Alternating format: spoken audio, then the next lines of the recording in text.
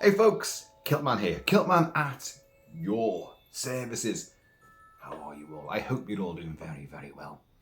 Now, there's a box there, just behind you. Just there. Don't trip over it. And we're going to open it any second now. No loitering, no messing about. Now this box, again, it was a mystery box. Sent by Astradyne, your friend and mine, Astradyne, a traveller in time. Very apt, that, Astradyne. And he sent it. Well, he didn't send it. Whatever's in that box, he bought it from America. And then it got shipped from America to the UK. And the UK customs sat on it for about 8 days. 8 days. Why? Well, the good thing is they didn't put like a customs charge on it. Here's the box. It's as light as a feather. And yet it says, please handle with care. Glass. Excuse me. So I said to Astradyne, I said, it says glass? He said, well, whatever I ordered you, there's no glass involved. And there's no weight to this whatsoever. Now, you know, the usual routine with people sending me things is there's clues given. Now, in Astradyne's case, unlike Steve W7 Smith, who sends all of these wonderful canvases you see around the mansion, Astradyne tends to put clues in little emojis. But if you follow the code, you can kind of work out what it is. And before this actually arrived at the mansion, I thought, okay, there's a black hole there, there's a spider there, there's a church there, there's what's going on? A lot of different things were there. So I thought, it's an interdimensional, cosmic, giant spider, which likes going to church. And he went, yes, it's the giant spider invasion, which means you've got to review it. So I thought, okay, when it turned up, well, there could be a movie in there. There isn't a movie in here. Well, there might be, but I don't know why a movie would come from this company. Can you see that there? What are they called again? Plastic Meatball. Plastic Meatball. And so it turns up, and I thought, that's super light. Giant spider invasion. But this, because in the giant spider invasion from 1975, there's only a couple of big spiders. It's hardly an invasion, but they are pretty damn big. Although you can see the cars that they're actually built on, which are operating them and moving them around the landscape. They come out of air after a meteor, and a black hole, a mini black hole has opened. So they're interdimensional creatures, arachnoids from beyond time and space. Time and space. Time. There's Hammer's Captain Kronos Vampire Hunter. Captain Kronos. Kronos is Greek for time. And there's a film I've discussed a lot. You've got the black hole is over there as well. Yeah. So what could be in this box? Well, Plastic Meatball. The reason why I know, I can guess what I think's in here, because there was like clocks and things in his emoji, so time. Now, me and Astradyne are travelling in time, don't forget that. We both love Doctor Who. Well, let's be more specific. We love vintage Doctor Who. Not that cack that goes under the brand name of Doctor Who that you get these days. Not that shite. No. Proper old school Doctor Who.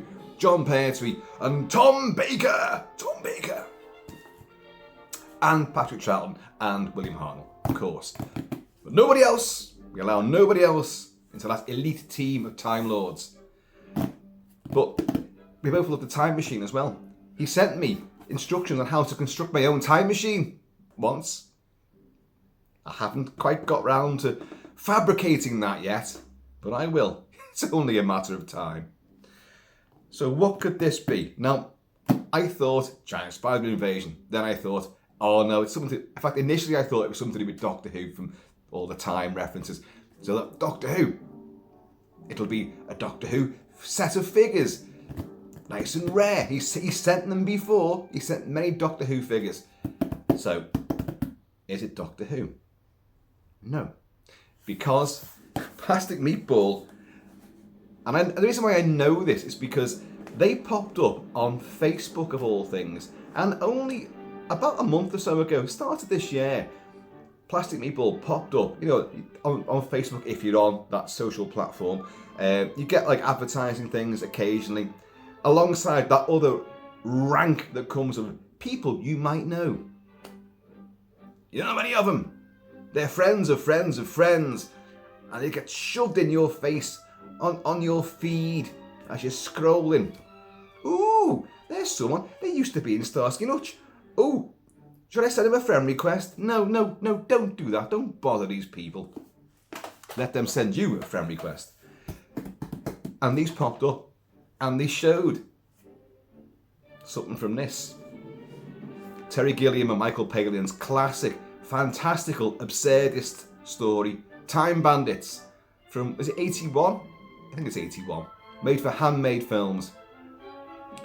With a bunch of dwarfs who steal a map of all the little rips in the fabric of the cosmos and space and time, and they travel through these little holes in space-time continuum, and they go through all periods of history, and they nick things. They're time bandits, and they stumble across a little kid called Kevin, little early 80s scrote, playing with all his toys in his bedroom, and they arrive in his wardrobe, and they disrupt time, and they've stolen the map from the Supreme Being, who, of course, who else could it possibly be? Who else could play God? Sir Ralph Richardson. But there's someone, so he's after them. He wants his map back. But there's someone else who wants that map as well. Evil. Yes, evil. So you basically got the Supreme Being, God, and evil, the devil. In Gilliam's mixed up sort of mythology. And evil is played by David Warner. Oh, my God. Awesome. Now, what's happened is, many adventures ensue. These time bandits, with Kevin alongside for the ride, will meet Napoleon, they'll meet Agamemnon, Greek warrior, king, played in this case by Sean Connery, Napoleon Bonaparte, played by Ian Holm, they'll meet Robin Hood, they'll end up on the Titanic, they'll meet Mr. and Mrs. Ogre on a mist-ridden galleon, which is actually sitting on top of a giant's baldy head. And then they'll end up in the land of mystery and time, in the fortress of darkness, presided over by evil, who wants that map. And lots of chaos, comical capers, and dark malevolence will ensue. Because Gilliam's stuff, like Monty Python, it's kind of mentally askew, it's absurdist, it's fantastical. But Gilliam always puts a bit of a dark slant on it. And, there is death and there is destruction in this movie. And the ending is kind of bizarre. Do excuse me. I will have to clear my throat. Bottoms up, y'all.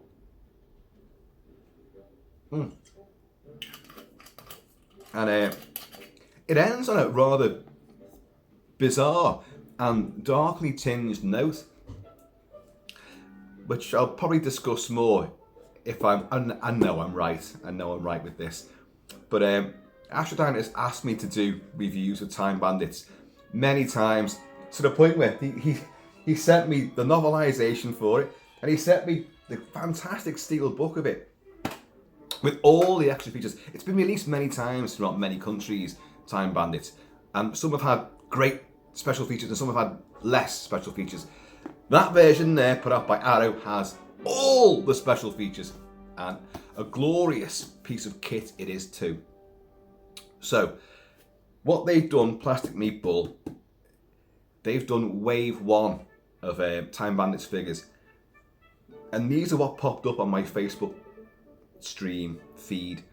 And I clicked on it, I thought, oh, and they're retro style, and I thought, oh, they're pretty good, aren't they? Retro style, as in they're individually sort of made and hand painted and hand sculpted as well. and a very limited run, but in the style of the old Star Wars figures, you know, Kenner and Hasbro and all that. So, or redaction, I think they call them now, something like that. Not redacted, that I mean that you bought it and then you got it and it's been scribbled through and they've taken away all the juicy information and good stuff. So, is it reaction? I can't remember now. But little vintage style figures, but made today with high standards and just not much articulation. I think there's got to be one of them in here because they're limited and they're fantastic. They only did 3 so far, which is Randall, who's he's the leader of the Time Bandits. He's David Rappaport, who's a crazy little bugger, but he's brilliant. And they've done Og, who's another Time Bandit, but the version of him that they've done, which I've seen, is him when Evil, during the final battle with Evil, he turns him into a pig. He turns his top half into a pig, so he's running around on his normal little legs anyway, but with a big pig head. And then he beams him again and then turns him into a complete pig that runs out of Og's clothes and scuttles away. And they do one of Evil himself, David Warner. So let's see which one Astradyne has sent us. Because as I say, they're limited. I wonder why they put handle with care, glass, thank you. I mean, I suppose it makes sure that, you know, anyone handling it will be extra careful. Really? Do you think so? Why did it sit in customs for so long? That's what I want to know. I'm playing The Marvellous Score by Mike Moran to Time Bandits. Oh, these also do Flash Gordon figures, although they haven't come out yet. So it's basically Time Bandits or Time Bandits. Let us see. The magical ski and do. This is cross time to be with you.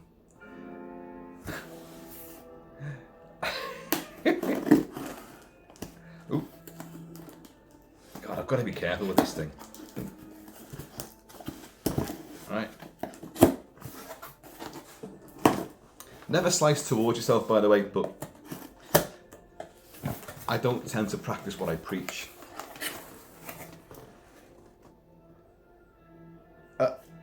Well, straight away,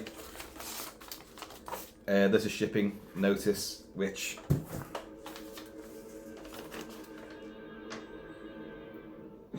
right, he sends all 3. That's cool, isn't it? Oh, Astradyne, gee, I can't even see him yet. They're smothered in. They better be in there. That's just brown paper. Yeah. It says Time Bandits Evil action figure, vinyl cape exclusive. Vinyl cape exclusive. Og as a pig action figure. Randall action figure. They've only made those so far, to my knowledge. That's wave 1. But vinyl cape exclusive, that's fucking good, that, because that's like, you know, trying to get your Jawa or your Boba Fett with the vinyl capes from the original Star Wars figures.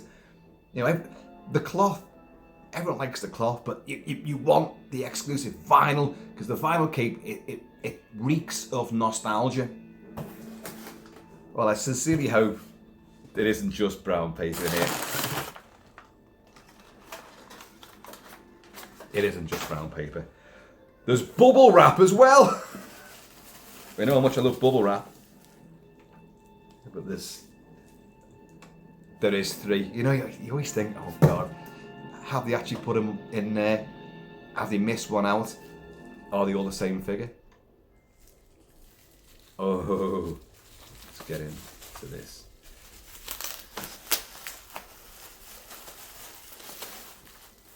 Oh, and they've actually put a bit of delicate tissue paper in between to stop rubbage together. It's very nice of them, isn't it? So this is the American cut. Oh. Here's Randall. little Randall. Oh, let's get rid of that ring light. Oh, that's raking havoc there, isn't it? There's Randall in his it's a Scottish tunic, scarlet tunic, and he's got, that's actually a tank crew's earpiece and leather hat with tank crew steampunk goggles on there. But that's what Randall wears. You can probably see it better in the picture of him there. Only in this case, it's actually an aviator's. It's the same, they look the same anyway. I think tank crews and aviator crews during World War II wore the same leather helmet. Oh, that's great. Here we've got Og. Og was the one.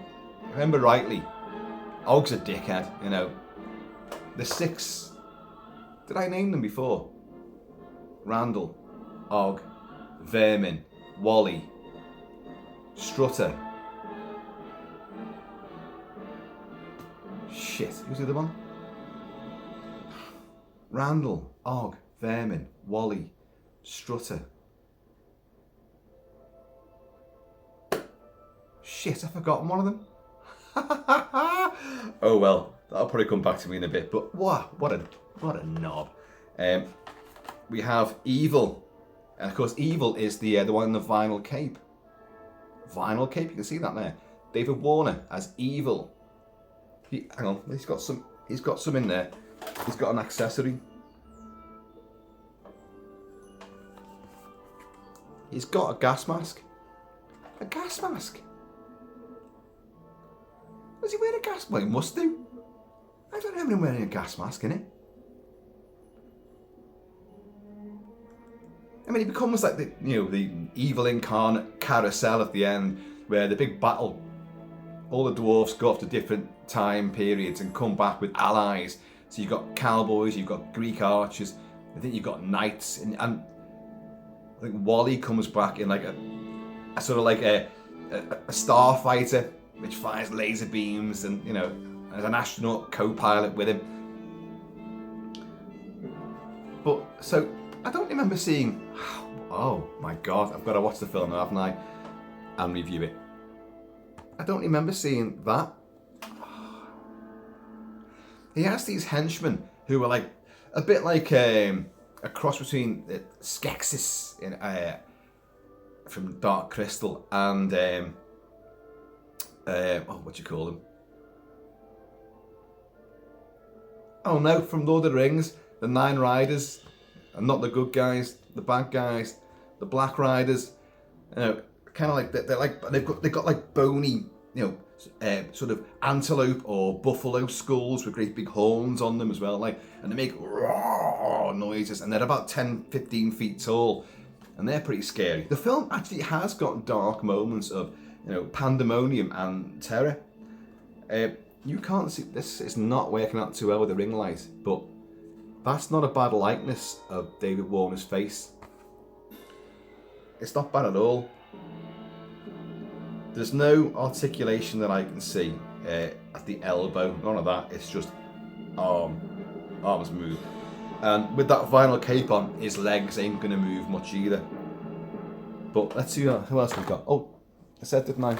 We've got Og with his, he's got his suit on there, and it's just the pig head at that stage. He does become an entire pig, but Og as a pig. And you got all the logo there. That ring light's really raking havoc, isn't it? But if I turn it off, you won't see anything. So, really, I've got to get some better equipment for this, haven't I? Especially when I'm doing sort of finite close-up work like this. Time Bandits, and you get you get a bit of a bio, I presume. Also available, Randall, Evil. Additional figures. It does say additional figures coming soon. Brilliant. Astradyne, your work ain't over yet. So it's hang on, it's not a bio. Test your Time Bandits trivia knowledge. I can't even read it. Before Og was turned into a very well dressed pig by Evil, he was famously known as the Time Bandit who designed The pink bunkadoo. That's they were in charge of doing the shrubberies after Supreme Being created the universe and everything. Their job was to just shrubs and flowers and weeds and stuff like that. But they were bored, so Og creates the pink bunkadoo, which is like a 600-foot tall tree, which it's pretty, but it smells horrible. You know, pink bunkadoo, a tree that smelled so bad it caused the bandits to be fired by the Supreme Being. How tall was the pink bunkadoo? I've just fucking said, haven't I? 6 feet. A, 6 feet. B, 60 feet. C, 600 feet. D, if it wasn't a tree, it was a shrubbery. It's 600 feet. So did they all do that? Did they all ask questions? Let's have a look. Let's have a look at evil. So yeah, Time Bandits, test your bandits trivia knowledge. What does evil state is evidence that the Supreme Being has lost his grasp over creation? His grasp, not grap. A 43 species of parrots. B, slugs. C, nipples for men. D, all of the above. Well, it's all of the above. Because like evil is in love with technology. He wants to learn that the microchip and Silicon Valley, and the Supreme Being's got no grasp of any of that. But that's all these toys, which were of course massively new in the 80s, and video cassette recorders. I want to learn how they work. So obviously it kind of dates itself a little bit there. But nipples for men. Slugs, I think, he doesn't come up with that. I think Robert, played by one of his henchmen, Derek Deadman, what a name, Derek Deadman, comes with slugs, you know, and Evil's going, slugs haven't got any ears, or slugs haven't got any legs, you know, yeah, they're useless, why would he do that, something like that anyway. It's all evidence as to like why Evil should be, you know, reign supreme, he should be Supreme Being. So it's all of the above there. And what's Randall's then? Let's have a look at Randall's. I just dropped them. Oops. What did it say? Glass, handle with care. Thank God it wasn't glass, because it'd be over. Game over. Randall. What song did the Bandits perform to come under the general's good graces? Anything? A, anything goes. B, me and my shadow. C, short people. D, Mr. Tambourine Man. They sing for Napoleon Bonaparte, played by Ian Holm. And of course we know that Napoleon wasn't obsessed with his height. That was propaganda, which the English did. You know, this stupid little Frenchman and all that. It was propaganda. He was 5'6", maybe 5'7", which is my height. Sometimes I'm 5'6", and on a good day I'm 5'7". And the last time I was measured I was 5'7". But anyway, that's the height that Napoleon was, which is a normal height for someone in that age in France. And so he wasn't asked about his height at all. So, but in the film he likes little people, little things, puppets, and they're at some big castle somewhere. I can't remember the name of the castle now. And the Time Bandits arrive there, and of course they want to plunder some of his riches, but they get caught, and they got to put on a show to impress Napoleon, which they do because he just loves the little people, and he has a big mantra about so and so was only 4'7", so and so was only 5'6", and he's going on about all these people throughout history up until that point and their heights. But he loves these little people, and of course they find another hole in time and space, get a few goodies, and off they go to end up in Sherwood Forest, I think, at that point. So the answer to this, by the way, because they do a song and dance routine for him, it is Me and My Shadow, where they all form a little line, and like me, well, I say little line, me and my shadow. It is great. The other dwarfs, all good actors. You've got Kenny Baker's in there, R2-D2, of course, and there's another guy, oh God, who plays? I've got to do the name now. It's Randall, it's Wally, Vermin, Strutter, Og, and Fidget. Fidget. And I think the other guy the one who played Fidget was also an Ewok and a Jawa in Star Wars. So, there you go. But they're brilliant. Now, ordinarily, hang on a minute.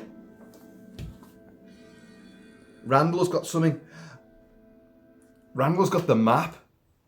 Oh, you won't be able to see that there. Is it a little bag underneath him and in his little plastic sarcophagus?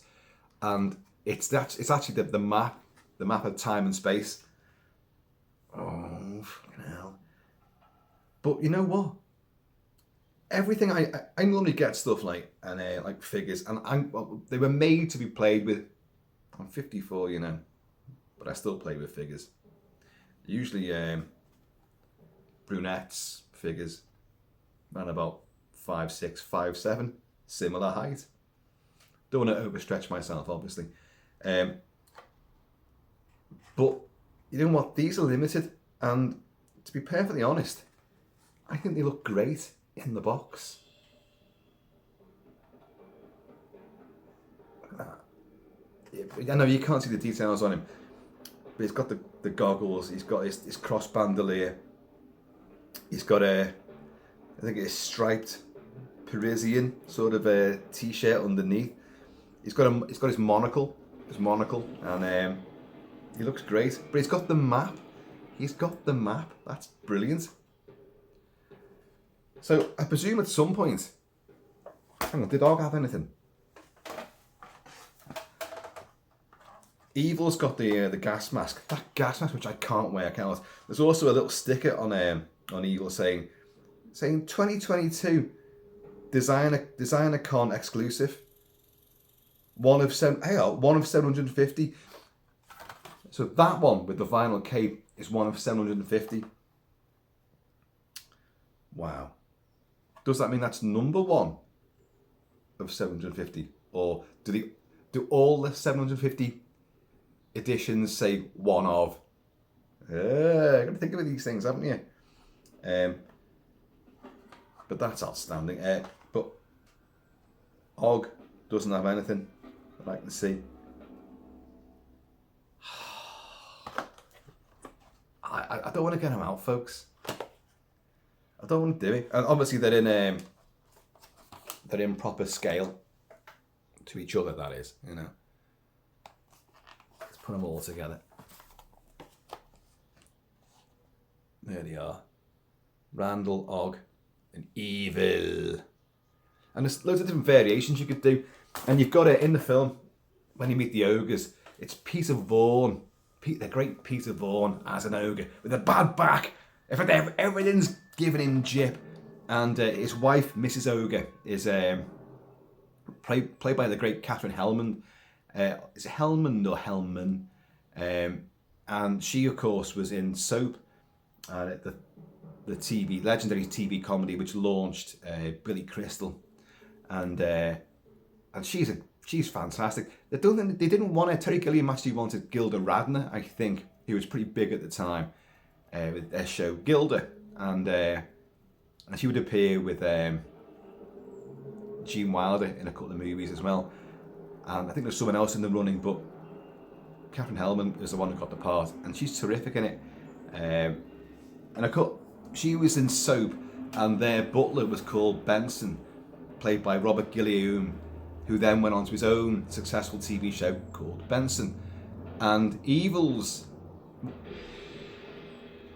Derek Deadman plays Evil's henchman called Robert, but you've got one who gets turned into a dog, and he's called Benson. There's a few little connections there. I love connections, you know. Cheers, y'all. And I connect with this stuff all too readily, all too often. But yeah, you've got Sean Connery fighting a Minotaur when they arrive in ancient Greece. Mycenae, Kevin gets taken under Agamemnon's wing. But it's a great big fight with this huge bull-headed warrior. This is Gilliam all over, like just juxtapositions and craziness, and it's pretty brutal and pretty intimidating as well. But he ends up hacking the head off this Minotaur, and they have that served at a great big feast. But Sean Connery takes him under his wing, and at the end, well, Sean Connery reappears at the end as a fireman. But I won't go into all that because I know Astradyne wants me to review this movie, so I can't not do it now, can I?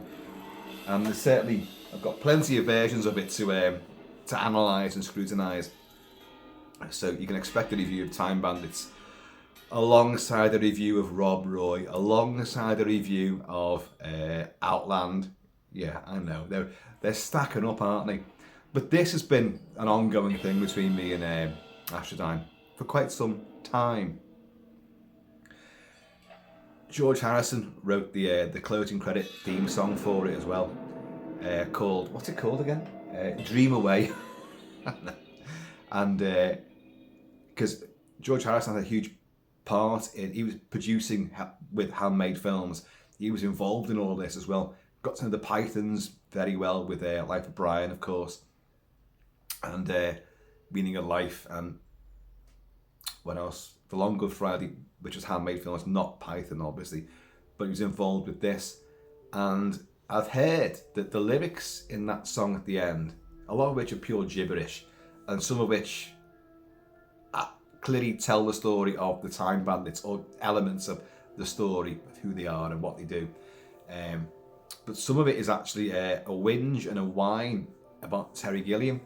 And there are, I don't know if I'm going to play it, but there are lines about wheeler dealing and no apologies or something like that. And I always thought that was about the Time Bandits, but is it? Gilliam had a singular vision, he and Michael Palin, but it was Gilliam's idea. And he did not like studio interference at all. So did he beg, borrow and steal and lie and deceive to get his vision made? And a few unscrupulous deals may have been done. I don't know. There's tons of extra features on this, so I'm gonna have to like reacquaint myself with those and get the full backstory.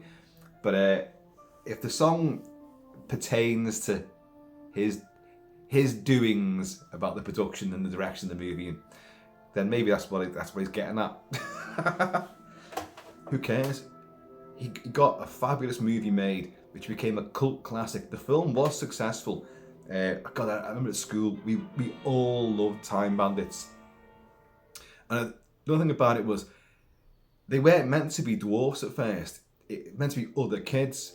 And the whole thing was going to be told, there's low camera angles. A bit like Dario Argento's Suspiria. I always used to be able to bring Suspiria into other videos, which are not about Suspiria. But Dario Argento wanted his occult-ruled dance academy in Freiburg, Germany, where horrific murders take place, to be populated by young girls, like sort of 10, 11, 12. So he had, the sets were all built with like doorknobs higher up and all that, like, because when they realised you can't have young girls in a story where there's uber violence taking place and they're being butchered, you can't even dastardly Dario couldn't do that. So now, okay, they're going to be teenagers and young 20s, but I still want to imply that it's younger people, and so I'm going to heighten everything. So all the doorknobs were lifted higher up, the cameras sort of lower down, everything's higher. They're looking up at these sort of stained glass windows in all the corridors and hallways. So it enhances the height to make them look smaller and more vulnerable. That's what he was doing. And Gilliam's the same sort of thing. He said, I can't get all these kids, so I'll make them dwarfs. Yeah, that's what I'll do. I'll bring our main protagonist in as Kevin, the young kid, whose real name I have forgotten. But he's great in it as well. And you've got Michael Palin's in there. Shelley Duvall is in there as well. And oh God, who else? Loads of British thesps are in there. And Americans are there too. So it's a great all-rounder. Time Bandits is a classic. And it's coming back as well. They tried to get a sequel off the ground. That didn't work. They tried to make a TV show out of it years ago. That didn't work. However, they have now done a TV show of it. Filmed in New Zealand, I think, with a completely all new cast. Well, these guys are dead. And obviously Kevin's grown up now, so... Although he could have a cameo, couldn't he? A Kevin cameo. But I don't know, is it retelling this or these further adventures? Because at the end of it, you know, they get penalised for nicking the map and all that. Although I think Supreme Being just goes like, look, you didn't steal it. I let you have it. You know, I was just testing my handiwork, seeing how the business really works. Because Supreme Being, God, runs it like a business. So, although, you've done a good job there. Like, you tested everything. And Kevin's going, well, people died. He said, well, that's the price you've got to pay to make sure everything's running correctly. Small sacrifice. But by the way, Master, can we have our jobs back? Yes, of course you can. You'll be back in shrubbery, though. Small flowers and small foliage. Just small stuff. No big pink bungadoos. But your punishment would be a 19% decrease in your wages, backdated to the beginning of time. Oh, thank you, sir. Yeah, we'll take it. God. So he's a petty bureaucrat, is God. And that is exactly what Gilliam was always trying to portray. Big business, industrial machine as being... Did it with Brazil, of course. Did it even more so with Brazil. But, it's quite audacious here. He's painting God as a penny-pinching, pencil-pushing bureaucrat, a pure British civil servant. Clever. Took an American to do that, of course. Anyway, that's inspired me to get cracking on Time Bandits. And Astradyne, fantastic, mate. Fantastic. I would have stuck with Doctor Who, except for the sticker on the box. That's what gave it away, the sticker. But I can't. I'm really happy with them, and I don't think I'm going to take them out the box. I think I'll do what I always chastise people for doing, like just putting them on the wall. Like the set on the wall. Although having said that could look pretty effective. Just stick them on the wall. It's a bit of decoration. So, and they'll be preserved. Unless you get Wave 2 and there's all the rest of the dwarfs are in there, and you get Agamemnon and the Minotaur and the ogres and the great big. If they do the big giant, he's got to be to scale to them, which means that's going to be one hell of a big figure, that, with a great big galleon on his head. Oh dear. If you get all of them, you're going to have to recreate the adventures. You're going to have to do it, aren't you? Right. I think I was about to have a swig of this, wasn't I? Astradyne, travelling in time, a time bandit yourself. Cheers. Cheers. Cheers, everybody. I have been always Shelby Kilt-Man. Please, in the meantime, and this ever time banditing in between time, please keep it Celtic, keep it Celtic, and I'm going to see you all through a mini black hole, a rip in the fabric of time and space near you. Laters! You see, I love little people because I am a little person. I fit right on in.